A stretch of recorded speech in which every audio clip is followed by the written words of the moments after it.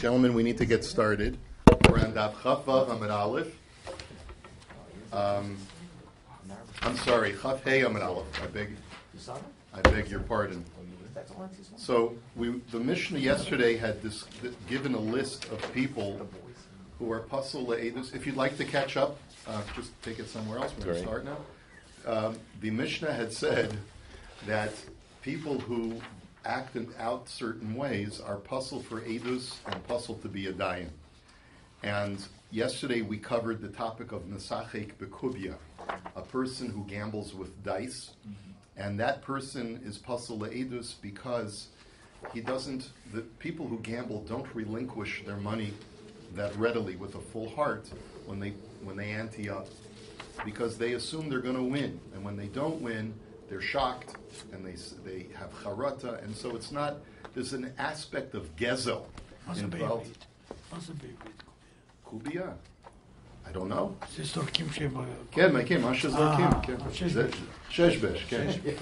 There you go.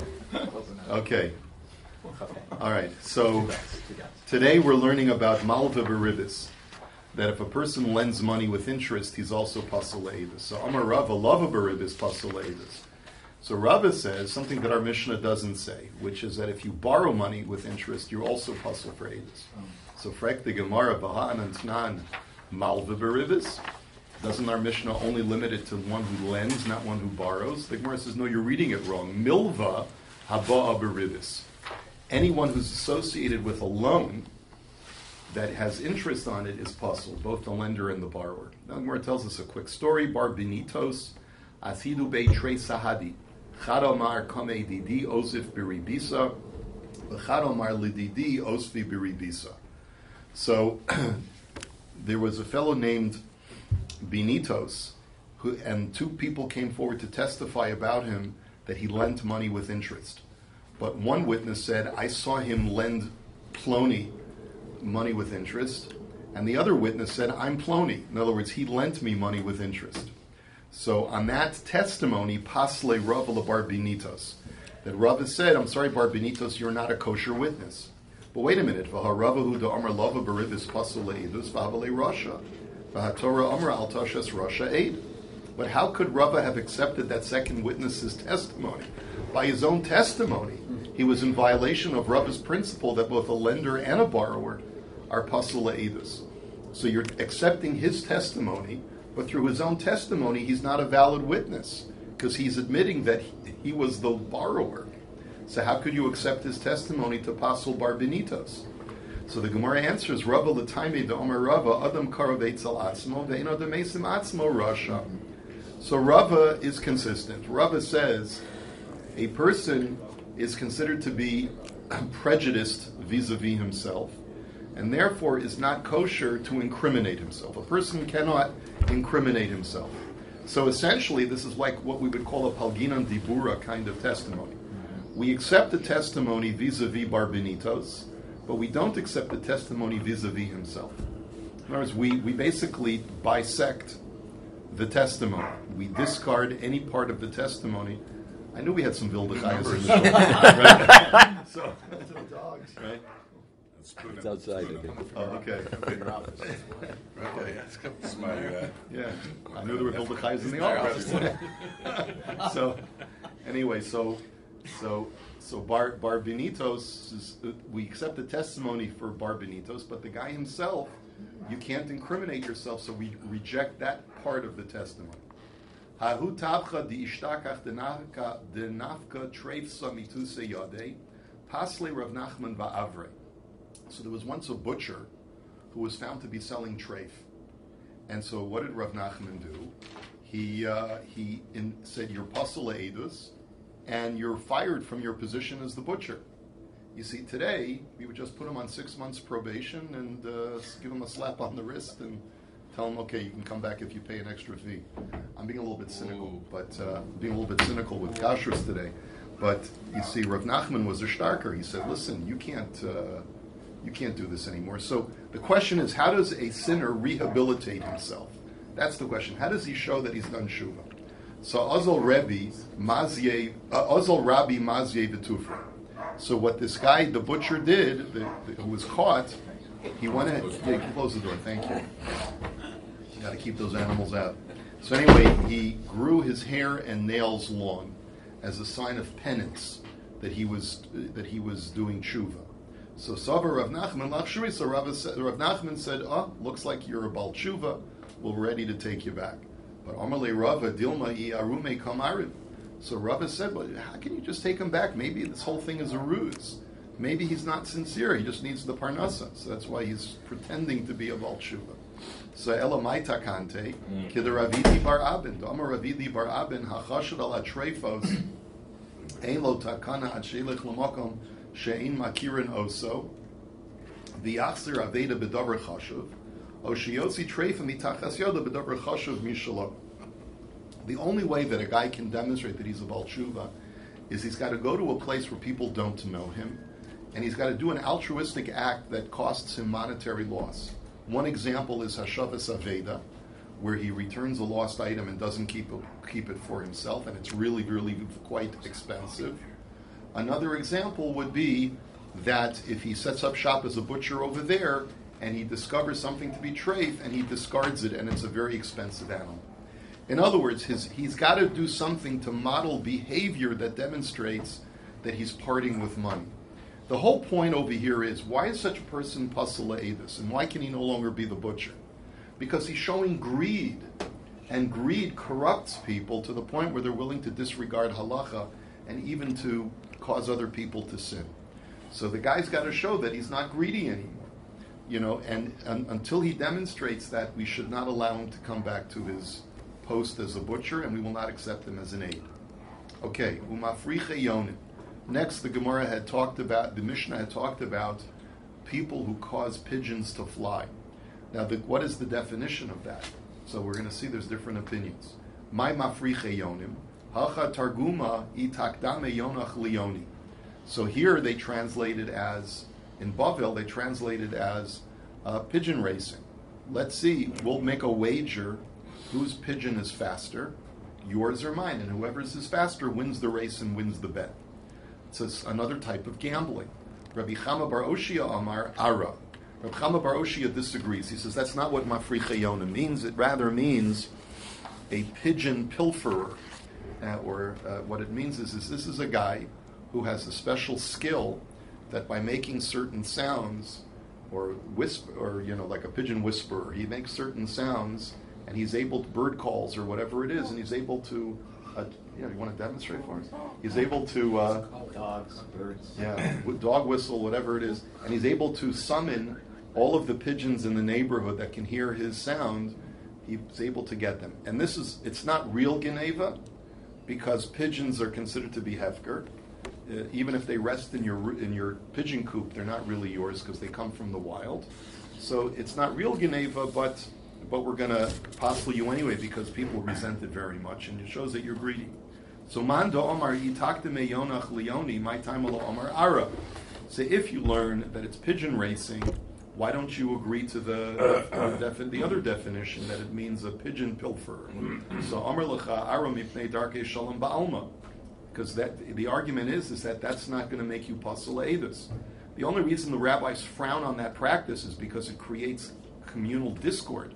But there's no real isser involved, and therefore we're not going to penalize you to make you pasalatus if you do that. And if you learn that the definition of mafriche yonim is to pilfer them, why don't you agree that it's also pigeon racing? So Amar Lecha Hainu Mesachek Bekubya. He says because we already have an item in our Mishnah that addresses gambling. It's called Mesachek Bekubya, playing dice. So there's no difference between gambling on dice and gambling on pigeons. It's the same thing. So what would you need to say it a second time? V'idach tana toila b'das atzmo v'tana toila b'das yono utzricha. And the other person will say to you, no, the other opinion says, no, you're right, they're both gambling, but you need to write both of them because one is a gambler who relies on his own skill, and the other is a gambler who relies on his pigeon's skill. In other words, the itana toila b'das atzmo hasalu delo gomaru makni do omar kimli b'nafshoi diadana tfei avol toila b'das yono emalo. He says you need to write both. He says if we only would have had the fact that if the Mishnah would have only stated that a dice gambler is pasul le'edus, that's because why? Because people falsely delude themselves into thinking my roll of the dice is, I know how special angle how to roll the dice so that I'll get snake eyes every time, right? What? Snake eyes no good. It's no good? Okay, so I'll roll lucky seven. Right? I'll roll lucky 7 every time, right? So shows you how much I know about craps, right? So he'll delude himself, and that's why it's a form of geneva, because there for sure a person's not going to willingly relinquish the money. But with pigeon racing, where it's not up to me to be able to determine the speed of the pigeon, there a person might more willingly relinquish the money, and he's not pasul le'edus therefore. V'itan atoila b'das yono domer b'naksha talya milsa v'ani adalad in a kushay tfei avol tola b'das atzmo emalo tzricha. And I can make the opposite argument, that with pigeon racing, maybe it's all based on, what did they do to make the pigeons race? They would bang on certain things, make noises, and that would instigate the pigeons to move faster.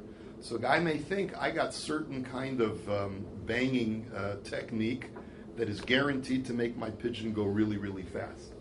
But, playing dice, it's all a crapshoot anyway. So therefore, he more willingly will relinquish his money with playing dice. So therefore, you might have argued that only with pigeon racing are you pasul le'edus, but not with dice, and therefore you need to write them both. So Meisei. So now we're going to challenge one of the two opinions. Remember, two different opinions as to what mafriche yonim is. It's either pigeon racing or some kind of pigeon competition, or it's pigeon pilfering. So let's show the following brisa. Hamasachek bekubia eluhein. The following is the definition of a masachek bekubia. Hamasachek bepispisin velo bepispisin bilvad amru el afilu klipe egozim uklipe rimonim.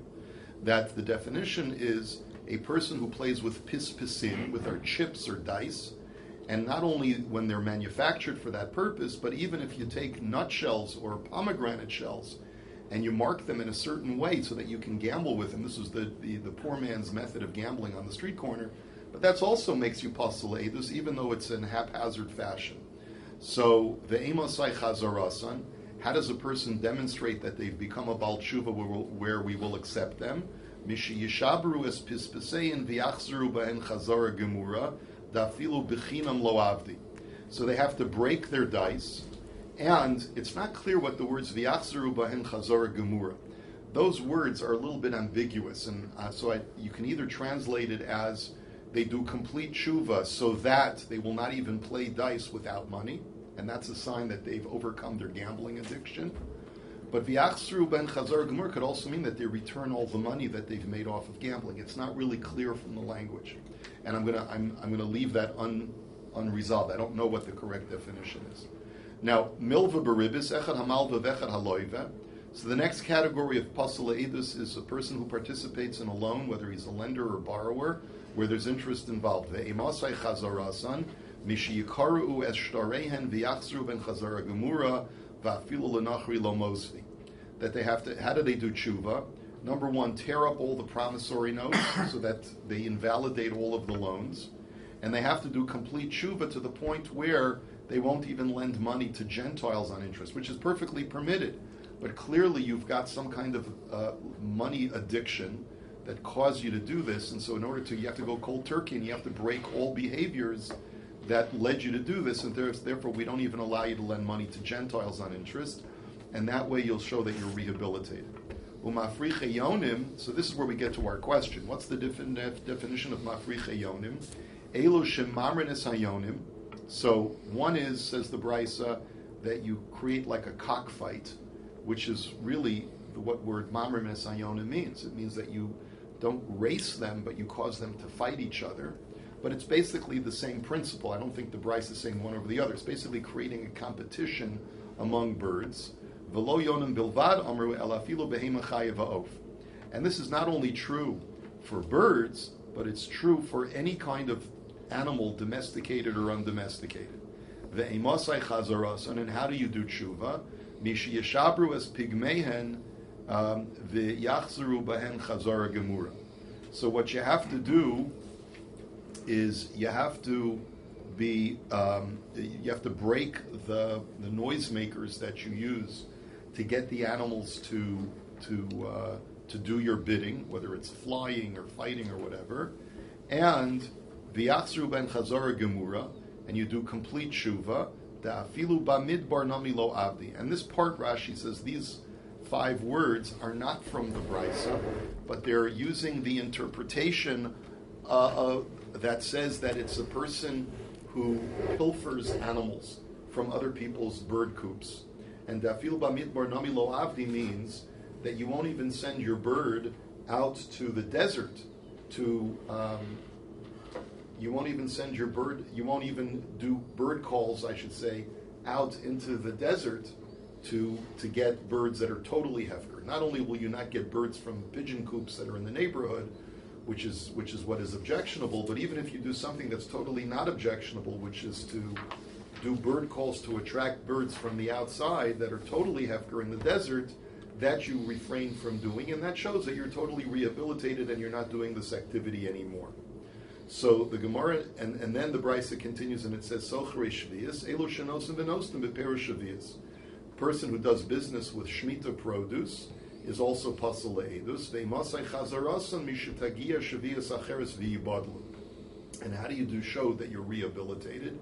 You wait till the next Shemitah cycle, and you desist from doing business with Shemitah produce. That's a sign that you're a Baal Tshuva. V'Amar Rabbi Nechemya Lo Chazaras Dvarim Bilvad Amru Ela Chazaras Mammon. And here Rabbi Nechemya says that it doesn't just mean that you profess to be a new man, but you also have to demonstrate it by taking whatever money you took last Shemitah from your Shemitah produce business and give it back to the Aniyim. So Omer, so Kate said, what are you supposed to do? Omer, Ani Ploni Bar Ploni, Kinasti Masayim Zuz Beperush Shvius, V'Harehin Nesunin B'Matana La'aniyim. That you have to make a public declaration that I, Ploni, the son of Ploni, illegally made a profit off of Shemitah produce last Shemitah cycle of $200, and I am hereby giving it to Aniyim for now to show that I am a rehabilitated person. But wait a minute, so that's the end of the Brisa. But Ketani Mihas Behema. One of the examples that you remember when we talked about Mafriche Yonim, the Brisa had said that this not only applies this Isser of Mafriche Yonim to birds, but it applies to domesticated animals as well. So Bishlam Laman Domer Itakdem Yonach Leoni Hainu de Mishkachas La Behema.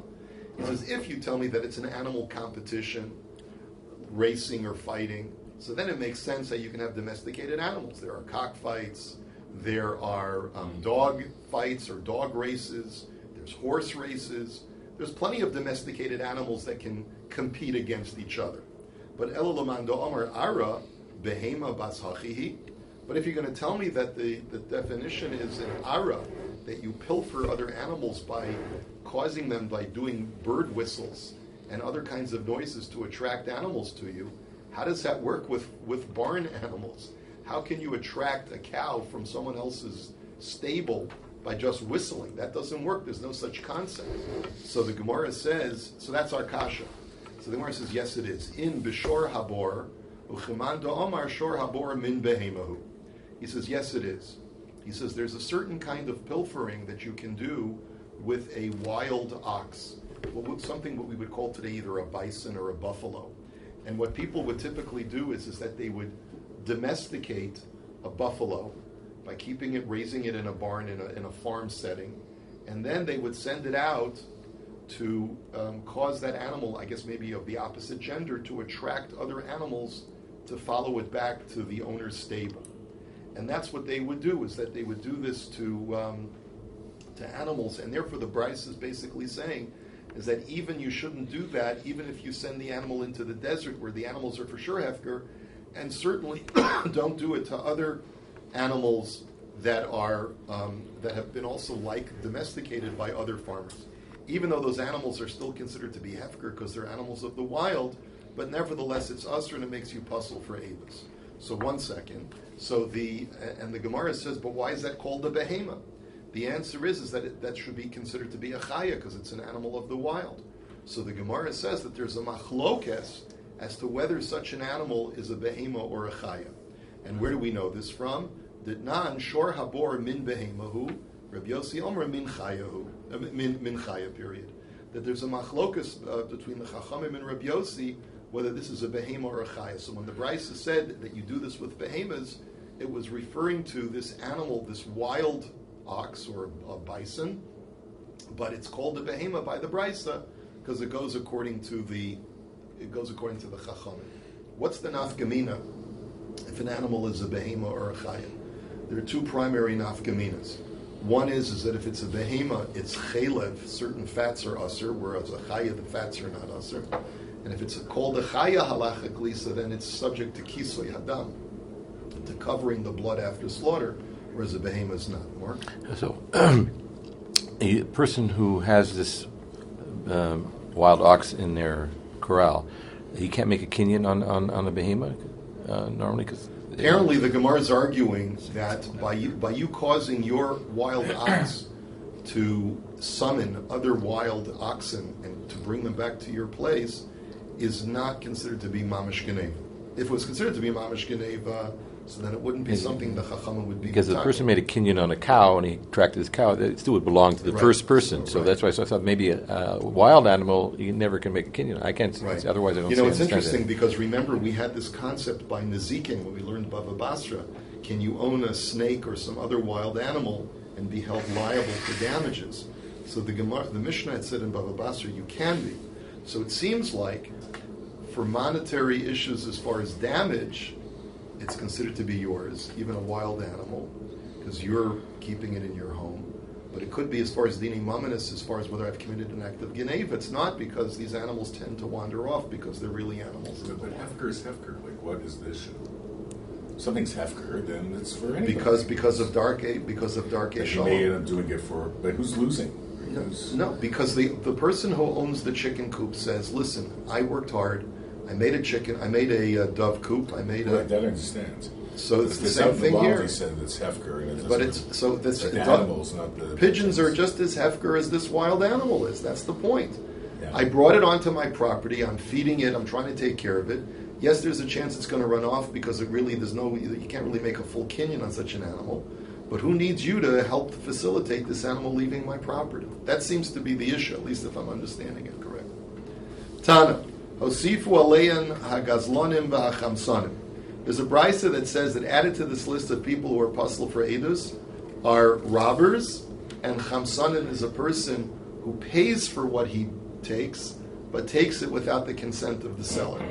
Basically, a guy, he sees a guy's vase, and he says, "That's a nice vase. I really would like to buy it." He says, "I'm sorry, it's not for sale." Make him an offer he can't refuse, right? So that's chamas, right? That's or chamas. So anyway, gazlan deoraisu. So the Gemara says, why did the chachamim have to add a gazlan? A gazlan is pasal edus midioraisa. The Torah calls him a rasha. So lo nitzricha ela lemitzias chereshoyte v'katan. Meikara savar mitzias chereshoyte v'katan lo shchicha inami mipnei darkei shalom ba'alma. But kaven dechazed is sof mamonahu dekashakli paslinu. So the answer is that we're not talking about a mamash gazlan. We're talking about a person who's pretty cruel. He sees a little kid, picks up something from Hefker, and the kid says, "Hey, look what I found!" And then the guy goes over to the kid and grabs it from him. What a mean person! So that's the reason why that's not real gezela, is because a katan doesn't have das to make a kinyan to make it his. So the rabbis initially said this person is still kosher le'edus because such a thing is uncommon, or it's only asr mipnei darkei shalom because of keeping the peace. But then they came to the realization: what kind of beast is going to take candy from a baby? And he's going to he's got such a money lust that he can't control himself. So if he's so greedy, then we can't allow this person to testify because the whole concern is he's going to be bought off in his testimony. If he shows greed here, he's going to show greed when it comes to being an aid. So paslinu rabban, and therefore the chacham made him pasal. Now a chamsan and meikar savar demeika yayiv.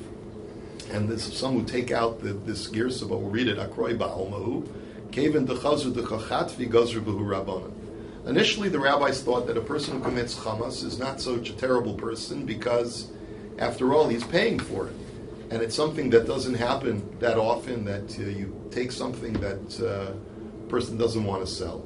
But once they realized that Lamaisa, you're doing it against the seller's will, and you're acting in such a grubbish way, so you're a grubber, and a grubber can be paid off for testimony, so we're not going to allow him to be a witness. Tana, Odo Sifu Alein Haroin Hagaboyin Vahamochsin. There's another brisa that says that they added shepherds and tax collectors. There are two types of tax collectors, a gabai and a moches, different kinds of taxes, but they boil down to the same thing, that you're a government employee and you're employed to collect taxes from the Jewish community. So Roim meikara savar akroi ba'alma who came into chazur to come achavni v'shadu lechatchila gazru b'hu rabbana. The reason initially why a roe bakar, a roe tzon, a shepherd, was not considered to be pasal edus is because once in a while he'll let his sheep wander onto someone else's property and eat their grass, but it's not intentional. Then they came to the realization, no, these shepherds do it willy-nilly and without any regard for other people's property. So they said that you're mamish a thief, and therefore you're pasal edus, you're greedy.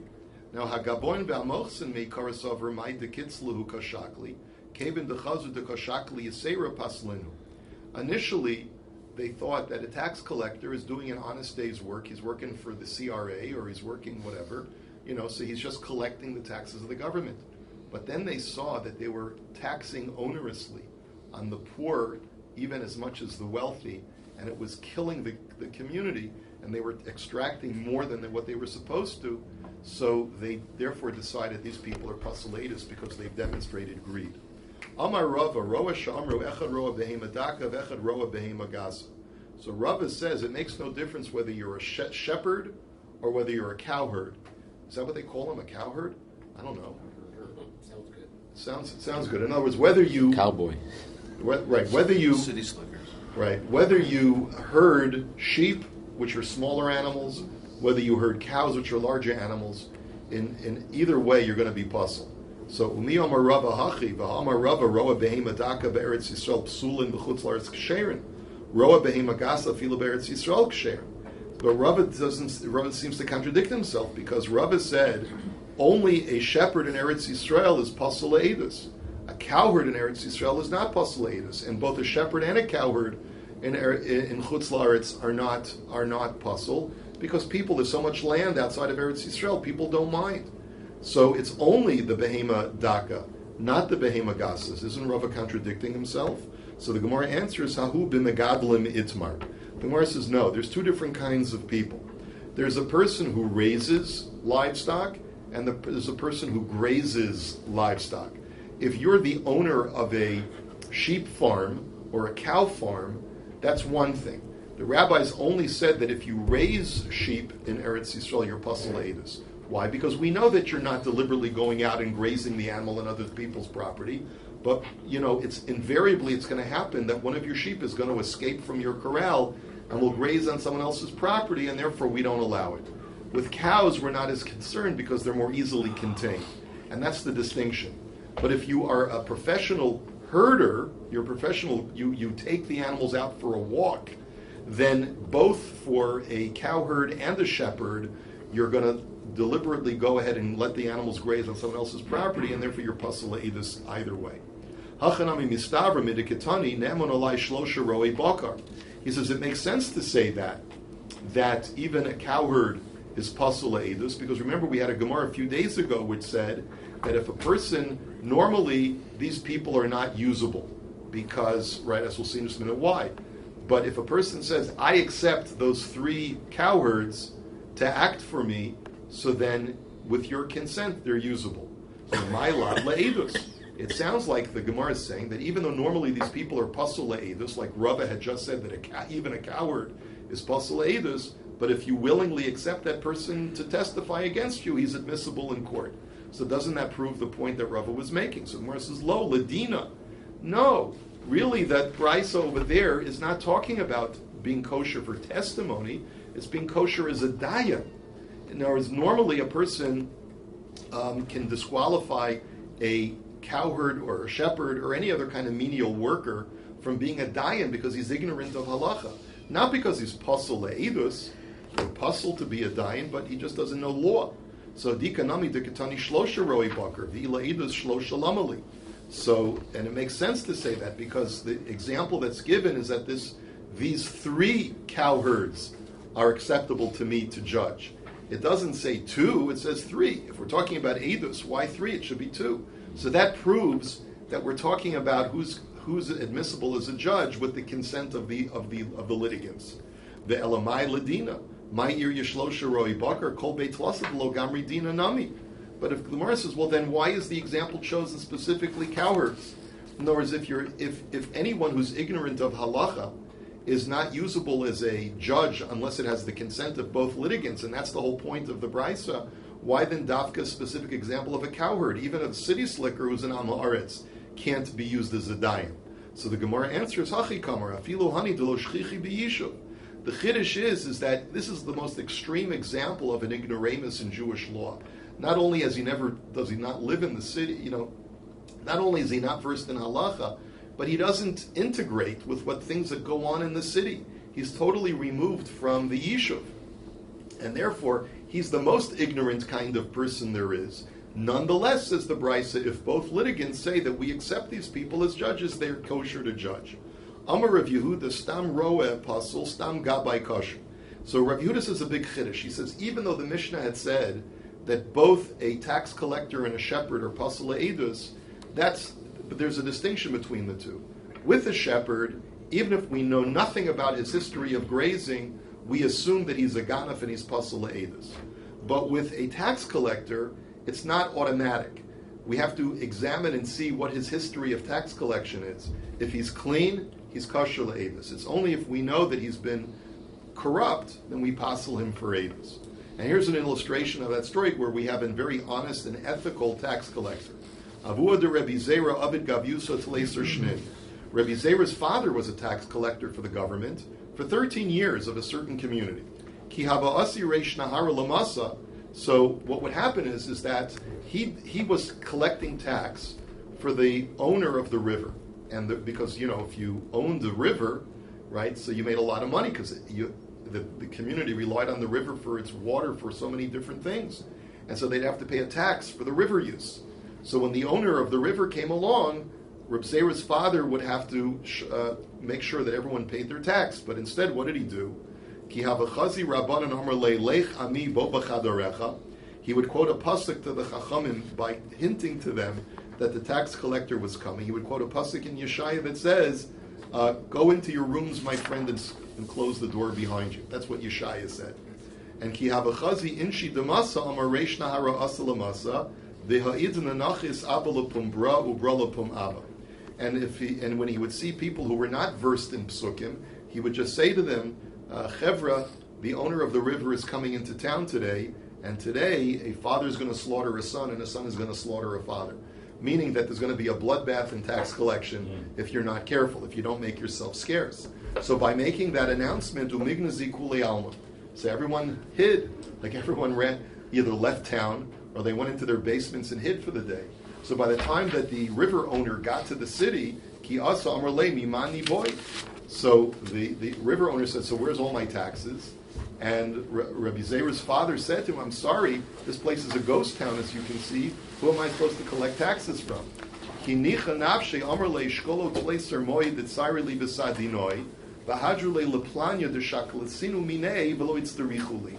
As he was dying on his deathbed, he said, here, take these 13 coins that I have in my satchel and give it to Plony, because I collected it from him once, and it turned out that I never needed to turn it over to the river owner so he can have those coins back. So the bottom line is that you see from here an illustration that sometimes tax collectors are very honest people and very kind and ethical people. Just because he's a government employee doesn't mean automatically that he's corrupt, whereas by shepherds there's an automatic assumption that he's a corrupt ganef. Have a wonderful day.